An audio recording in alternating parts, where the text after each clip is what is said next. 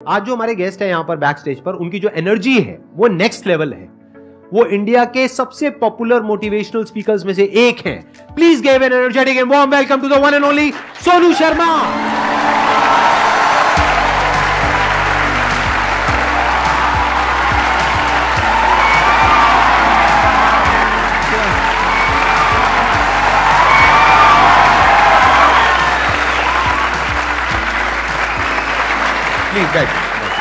आइए।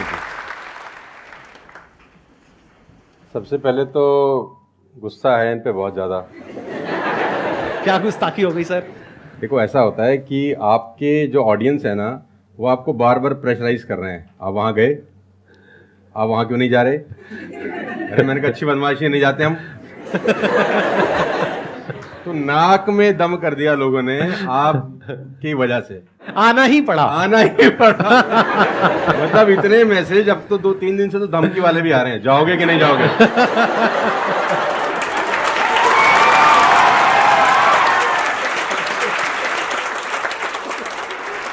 इस बहाने मिलना तो हो गया ना सर? इस बहाने मिलना हो गया। और मैं जानता हूं कि 2-2.5 महीने से हम लोग प्रोसेस में थे कि आपके से मुलाकात होगा, लेकिन अच्छा लगा बच्चों की एनर्जी देखकर और आपसे मिलकर वाकई में।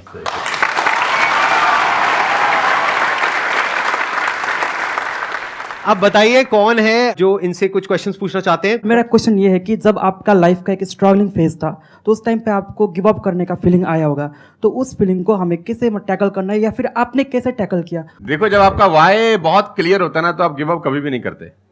कोई भी चीज क्यों करना है, ये सबसे इंपॉर्टेंट रोल प्ले करता है। There is a book by Simon Sinek called learn your why, कि आप कोई भी काम क्यों कर रहे हैं, है ना। तो अगर आप उस किताब को पढ़ेंगे ना, तो आपको बहुत सारी चीजें सीखने को मिलेंगी। वाई बहुत इंपॉर्टेंट है। मतलब अगर आपका वाई क्लियर है ना, तो कोई भी ऑब्स्टिकल गिराने के बाद, आप गिरने के बाद, नीचे गिरने के बाद आप अपने आप उठ खड़े हो जाते हैं। तो वाई स्ट्रांग होना चाहिए, और वही लोग उठने ही खड़े होते हैं जिनका वाई स्ट्रांग नहीं है। मैं एग्जांपल देके समझाता हूं आपको। फॉर एन एग्जांपल, मैं आपको वुडन स्ट्रोक दूं, 2 फुट जिसका विड्थ हो और 30 फीट जिसका लेंथ हो, और आपको बोलूं मैं यहां से वहां आपको ट्रेवल करना है उसके ऊपर चल के, और मैं आपको 10,000 रुपये दूंगा, तो आप चल लेंगे बहुत आराम से। आप सवाल को ट्विस्ट करते हैं। अब उसी फट्टे को मैं 100 माले की 2 बिल्डिंग के बीच में लगा दूं, अब आप चलेंगे? लेकिन मैं अगर आपको अभी भी चलवा दूं तो आप अभी भी चलेंगे। अगर आपको पता हो कि दूसरी बिल्डिंग में आपकी बेटी है और उस बिल्डिंग में आग लग गई है, और मैं आपको 1 रुपया भी नहीं दूंगा, फिर भी आप चलेंगे, बिकॉज आपका वाई क्लियर है। जब जब आपका वाई क्लियर होता है ना, तो कोई भी ऑब्स्टिकल, कोई भी गिरावट आपको कभी रोक नहीं सकती। लेकिन जब वाई क्लियर नहीं होता, तो छोटी सी छोटी ऑब्स्टिकल भी आपको वापस ले जाती है जहां से आपने जर्नी स्टार्ट किया होता है। वाई इंपॉर्टेंट है। आप सबसे मेरा एक क्वेश्चन है, आप कैसे बनना चाहते हो? जैसे एक होता है कि जरा सा भी कोई थोड़ी सी भी प्रॉब्लम आई तो रोने लग गए, परेशान हो गए। एक ऐसी पर्सनालिटी आपकी हो सकती है कि आने दो, जो आ रहा है आने दो, देख लेंगे, संभाल लेंगे। वो किसके अंदर हो सकता है?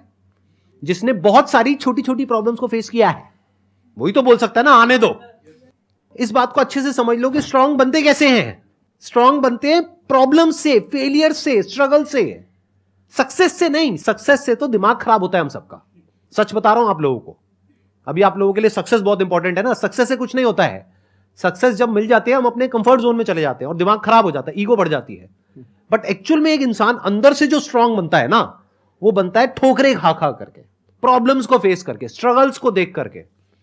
तो आप जितना अभी इस एज में फेलियर्स को देख लोगे, फेलियर से डरोगे नहीं, उतना ही आने वाले 10 साल बाद स्ट्रांग हो जाओगे।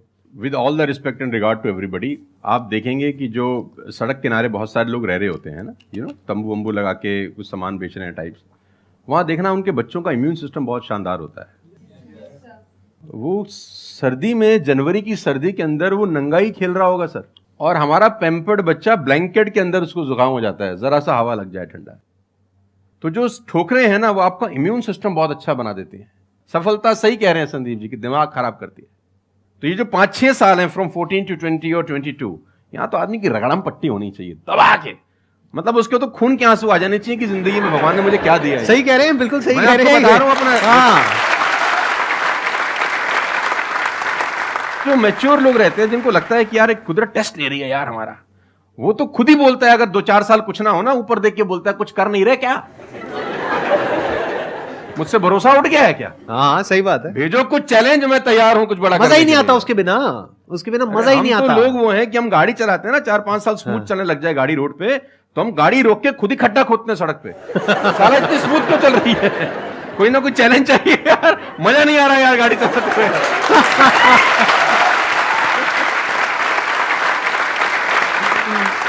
तो चैलेंजेस आपका इम्यून सिस्टम बहुत अच्छा करती हैं, और मेरे हिसाब से 14 और 20 साल का जो एज है, इसमें तो खूब पिटाई होनी चाहिए आदमी की, खूब रगड़ा पट्टी होनी चाहिए, ताकि उसका इम्यूनिटी एक बार अच्छी हो जाए, बाकी का उसका जो 60-70 साल का जिंदगी है ना, वो लोहा हो जाता है। आपको खुद पे भरोसा रखना बहुत जरूरी है। दुनिया तो नहीं करेगी, ये तय है। दुनिया तो चड्डे में बम लगाएगी आपके। हाँ, तकलीफ ये नहीं है कि चड्डे में बम लगाएगी, तकलीफ ये है कि रिमोट भी अपने हाथ में रखेगी जब मन करे। हाँ, जब मन करेगी वो खास। सही दुनिया बात पे है। भरोसा नहीं करेगी, ये तय है। लेकिन अगर आपने भी भरोसा नहीं किया अपने ऊपर, तो मुझे लगता नहीं है कि वो ऊपर जाएंगे तो वो खुश होगा। वो कहेगा मैंने क्या बना के भेजा था यार, तुमने साला खुद पे ट्रस्ट नहीं किया यार। मेरा ये मानना है कि आदमी पहाड़ की चोटी से गिर जाए ना, वापस खड़ा हो जाता है। ऊंट से गिर के भी खड़ा हो सकता है, लेकिन अपनी नजर में गिर जाए ना, फिर आदमी खड़ा नहीं होता कभी। हमारे को अपनी नजर में खड़ा होना है। मेरा एक क्वेश्चन है आपसे, ये जो आप अपने वीडियोस में बार बार साला साला बोलते हो, तो आपका साला एक्चुअल में है या नहीं है? नहीं, बिल्कुल है, हष्ट-पुष्ट है। कहते ना सारी खुदाई एक तरफ। एक्चुअली मैं उसको याद करता हूँ, लोग कुछ और वही मैं सोचते हैं। आजकल का जो दौर है ना, जो मुझे कई बार लोग बोलते हैं आप साला मत बोला करिए, लेकिन साला बोलने से जो वजन बढ़ता है ना बात में, वो कुछ और शब्द उसको भरपाई नहीं कर पाता। वो उसकी भरपाई नहीं हो पाती। और कभी कभी जैसे लोग मुझे बोलते हैं मत यूज करो, ये वो आदमी है जो नेटफ्लिक्स देख रहा है और न जाने क्या क्या देख रहा है और क्या क्या सुन रहा है, लेकिन उसको मेरे से पंगा है थोड़ा सा। हर आदमी रहता है ना कि इस देश में हर आदमी से खुश हो सकता है क्या? If everybody likes you have a serious problem, है ना? अगर दुनिया में सब आपको पसंद करते हैं तो आप में कोई प्रॉब्लम है, फिर आपने कोई समझौते किए हैं जीवन के अंदर। हाँ। तो मैं वो जानबूझ के बोलता हूं, क्योंकि उसका जो वजन है ना यार, मैं और बोलना चाहता हूं और भी कुछ, लेकिन रोक लेते हो।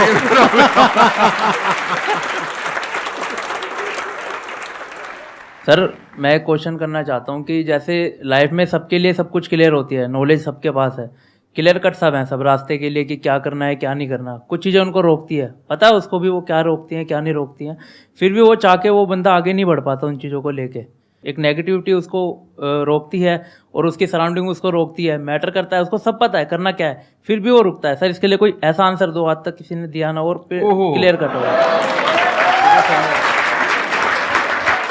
भगवान कृष्ण पांडवों के तरफ से गए 5 गांव मांगने हस्तिनापुर, शांति प्रस्ताव। शांति प्रस्ताव लेके गए कि 5 गांव आप पांडवों को दे दो, बड़े संतोषी हैं, वो लड़ाई वड़ाई नहीं करेंगे और पूरी महाभारत टल जाएगी, खत्म, कोई दिक्कत ही नहीं है। तो दुर्योधन ने बोला कि सुई के नोक बराबर भी जमीन नहीं दूंगा। तो भगवान कृष्ण दुर्योधन से बोलते हैं ये धर्म है? उसने बोला मैं जानता हूं वो धर्म है। उसने बोला करता क्यों है? बोला पता नहीं ऐसी कोई शक्ति है जो मुझसे करवाती है। ऐसा होता ही नहीं है कि गलत करने वाले को अरे मुझे तो पता ही नहीं था चोरी करना पाप है, नहीं तो मैं करता ही नहीं यार। पता होता है। वो कहता पता नहीं ऐसी कौन सी शक्ति है जो मुझसे गलत कराने को मजबूर करती है और मैं करता जाता हूं। कुत्ता रहता है ना, जो कुत्ता, उससे परफेक्ट एग्जाम्पल नहीं है। कुत्ता अगर रोटी चुरा के कहीं से भागेगा ना, आप ध्यान दीजिए, गौर करिए, कहीं से चुरा के भागे तो वो 3 गली दूर जाएगा, चोरी से खाएगा कि कोई देख तो नहीं रहा, चुरा के लाया है। और अगर मालिक उसको अगर परोसता है, ध्यान से देखना, वो पहले पूंछ उठाएगा, 2 हाथ ऊपर के करेगा, थैंक्स बोलेगा, शुक्रिया अदा करेगा, और जहां परोसी होगी वहीं बैठ के खाएगा। कुत्ते को भी पता है ये ईमानदारी की रोटी है और उस कुत्ते को पता है कि सारा बेईमानी की रोटी है, वो 3 गली दूर जाके खाता है। कुत्ते को भी पता होता है क्या सही है क्या गलत है, तो इंसानों को कैसे नहीं पता हो सकता है? सबको पता होता है कि क्या सही होता है और क्या गलत होता है। बहुत बढ़िया। फिर भी लोग करते हैं। ऐसा हो नहीं सकता। Cigarette smoking is injurious to health, everybody knows ना। अब वो 40 साल तक साला चेन स्मोकिंग कर रहा है और उसके फेफड़े खराब हो गए, डॉक्टर ने बोला भाई तेरी वारंटी खत्म है, तू विल शील लिख ले, तू जाने की तैयारी कर ले। और ये डॉक्टर साहब को अगर इनोसेंटली बोल रहे, डॉक्टर साहब मुझे पता होता, भगवान कसम मैं पीता ही नहीं, बोल सकता है ऐसे? नो, उसको पता था। पता होने से कुछ नहीं होता। मैं अपनी ट्रेनिंग में बोलता हूं execution is the most powerful thing. आपको सब पता है, सुबह सैर करने से सेहत अच्छी रहती है, हर किसी को पता होता है। गरीब भी कर सकता है, अमीर भी कर सकता है, चप्पल है तो भी कर सकता है, नाइकी का जूता वाला भी कर सकता है, लेकिन फिर भी नहीं करता ना। पता होने से क्या होता है? कुछ नहीं होता। Execution is important. यहां पर मैं थोड़ा सा ऐड करूंगा इनकी बात में। अब इस प्रॉब्लम को सोल्यूशन क्या है? जैसे फॉर एग्जांपल, एक बार आपको सिगरेट की लत लग गई, तब अगर आप एक क्वेश्चन पूछोगे तो आपके लिए सिगरेट को छोड़ना, अगर मानो आपको 10 साल हो गए सिगरेट पीते हुए, अब एकदम से सिगरेट को छोड़ना बहुत ही मुश्किल है। मैं बोलता हूं आसान है, लेकिन इतना आसान नहीं है, क्योंकि बायोलॉजिकली आपकी जो ब्रेन है वो मांगेगी उस चीज को। अब सिर्फ साइकोलॉजिकली आप क्रेव नहीं कर रहे सिगरेट के लिए, बायोलॉजिकली भी वो क्रेविंग उठेगी अंदर से। जैसे भूख लगती है, प्यास लगती है, वैसे ही निकोटिन मांगेगी आपकी जो ब्रेन है। तो इसका सोल्यूशन क्या है? जब भी कोई गलत काम करने की शुरुआत कर रहे हो, आपको पता है कि वो सही है गलत है, तभी आपने क्वेश्चन पूछा, आपको पता है कि मैं यहां पर गड़बड़ कर रहा हूं। अब वो गड़बड़ क्या हो सकती है? टाइम खराब कर रहा हूं। एक बार आदत पड़ गई टाइम खराब करने की, उसके बाद बहुत मुश्किल हो जाएगा उसको छोड़ना। बहुत लेकिन अगर शुरुआत हो रही है टाइम खराब करने वही की, रोक लिया, वही रोक लिया, पहली सिगरेट पे आप रुक गए, तो बच जाओगे। मैं आपको संदीप जी को ऐड करता हूं। ये बिल्कुल फैंटास्टिक बात बोली इन्होंने, बहुत जबरदस्त बात बोली। एक गुरु और एक चेला कहीं से ट्रेवल कर रहे थे, राइट? कोई जंगल टाइप जगह थी, तो गुरु ने बोला इसको उखाड़ दो। क्या उखाड़ दो? वो छोटा सा पौधा सा लगा था, इतना सा उंगली जितना बाहर आया था। तो बच्चे ने बोला कौन सी बात है, खट से उखाड़ दिया। हाँ। थोड़ा सा और आगे गए तो 2-2.5 फुट का एक छोटा सा पेड़ था। गुरु ने बोला इसको उखाड़ दे। उसने थोड़ा सा जोर लगाया, वो भी उखाड़ दिया। फिर 4-5 फुट लंबा पेड़ था। गुरु ने बोला अब इसको उखाड़ दे। थोड़ी सी उसको मेहनत लग रही, लेकिन उसने फाइनली इसको भी रिमूव कर दिया। अब एक बरगद का पेड़ था करीब करीब 20 फीट ऊंचा। गुरु ने बोला अब इसको उखाड़। बोला महाराज कैसी बातें करते हुए, कैसे उखड़ेगा? बोला यही सिखाना चाह रहा था कि एक बार जड़ें गहरी हो जाए ना, तो उसको उखाड़ना बहुत मुश्किल होता है।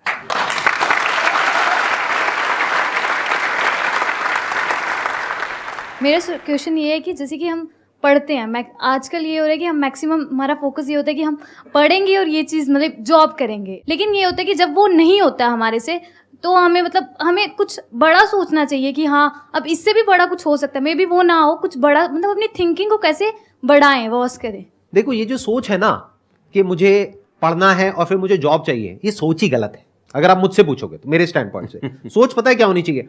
इतना तगड़ा इंस्ट्रूमेंट हमको मिला हुआ है, ये जो ह्यूमन बॉडी है, इसको एक इंस्ट्रूमेंट की तरह देखो। कितना कमाल का इंस्ट्रूमेंट है, क्या ब्रेन है हमारे पास में, क्या थिंकिंग पावर है, क्या एबिलिटीज है। इसको हम यूज कर रहे हैं किस लिए? सर्वाइव होने के लिए। सर्वाइव तो जानवर भी कर जाते हैं, उसमें क्या बड़ी बात है? तो नॉलेज को यूज करो, यानी एजुकेशन को यूज करो कुछ क्रिएट करने के लिए। माइंडसेट को चेंज करो। अभी क्या एज है? 20 साल, 22 साल। अभी सोचो कि मैं अपनी पूरी लाइफ को क्रिएट करने वाली हूं। 20 साल, 30 साल, 40 साल, 50 साल, अभी पूरी लाइफ पड़ी है। उसको कैसे क्रिएट करना चाहते हो आप? कैसी लाइफ चाहते हो आप? उसको क्रिएट करो, और उस नॉलेज को, उस एजुकेशन को यूज करो उसको क्रिएट करने के लिए। अगर एजुकेशन सिस्टम से वो नॉलेज नहीं मिल रही है तो बाहर से ले लो। इंफॉर्मेशन एज बोलते हैं इसको। इंटरनेट पे भरी पड़ी है नॉलेज। नॉलेज की कहां कमी है? और अपने दिमाग को खोलो। सिर्फ ये लाइफ नहीं है कि मैंने यहां से पढ़ाई करी, उसके बाद में मुझे जॉब लग गई तो मैं सक्सेस हूं, जॉब नहीं लगी तो मैं फेलियर हूं। अरे नहीं, वो समय गया। आज अनलिमिटेड ऑप्शंस हैं। फिर भी अगर हम ऐसी बात करते हैं तो इसका मतलब क्या है कि अभी हमारा दिमाग खुला नहीं है, दिमाग बंद है। बोलते हैं ना, mind is like a parachute, it can't work unless it's open. तो दिमाग को खोलो, देखो दुनिया में क्या क्या हो रहा है। Job is not the only way to make money, there are lot of ways to make money. You must have that capability to create something of value for the society, for the world. अगर आप ऐसा कुछ कर सकते हो तो दुनिया तैयार है आपको पैसा देने के लिए। आप इसको ऐसे देखो, मैं आपसे एक क्वेश्चन पूछता हूं। आपकी लाइफ में मानो कोई बहुत बड़ी प्रॉब्लम है और वो किसी पर्टिकुलर प्रोडक्ट से या सर्विस से सॉल्व हो जाती है, आप पैसे दोगे या नहीं दोगे? देंगे। दोगे ना? तो और लोग भी तो आपको देंगे। इसी को तो बिजनेस बोलते हैं। मेरा एक वीडियो है, अगर टाइम मिले तो देखना, कि इस दुनिया में जंगल का शेर बनना, सर्कस का नहीं। शेर तो सर्कस में भी रहता है ना। अब वो जो चाबुक वाला ना उसको नचाता है, आग में से भी कूदने को बोलता है तो बेचारा कूद जाता है। उसको सिर्फ सहूलियत ये होती है कि उसको टाइम पे खाना मिल जाता है बस।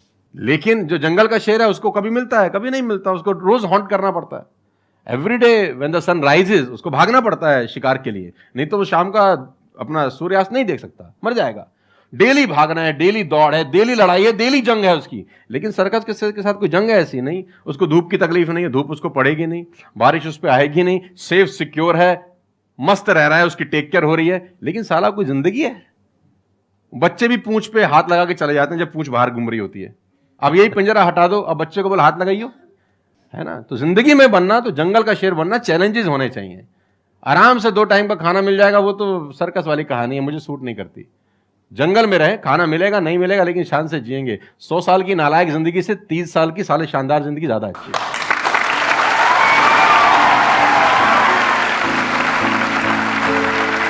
Thank you so much. Thank you.